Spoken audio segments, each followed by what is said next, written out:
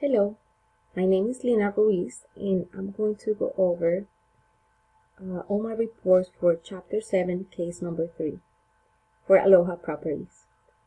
So I'm going to start with the first report, which is the balance sheet. I already run everything, so I have everything memorized under Chapter 7, Case Number 3. So my balance sheet is right here. I customized my report. I changed the dates. I needed to change it to January 1st to January 31st, 2014.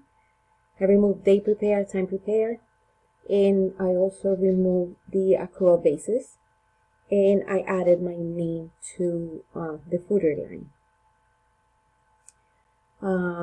Here you can see the accumulated depreciation, and that was one of the questions that was something that we needed to have under this report.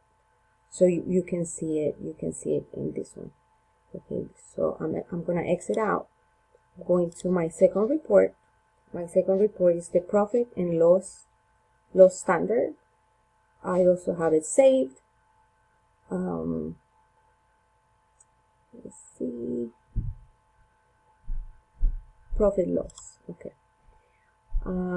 In this one, I also had to customize it to show the dates I needed, which is January 1st to January 31st, 2014.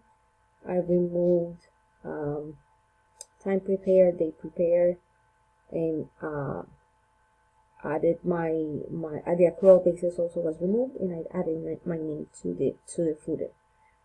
And this report shows all our expenses. So I'm gonna exit out. I'm going to my third report.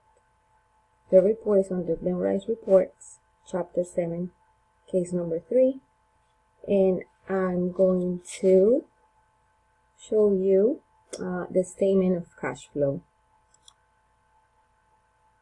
I removed the date prepare, time prepare, and added my name to the footer. You can see all the activity here.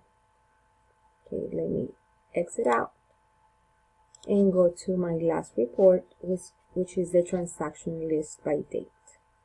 So under Memorized Reports, Chapter 7, Case Number 3, and I'm going to transaction list by date. Here, this report shows everything I did for Chapter 7, Case Number 3. So it shows all the transactions, and I also removed date prepare, time prepare, and I added my name to the footer. And that's it. These are all the 4 reports that case number 3 was requesting.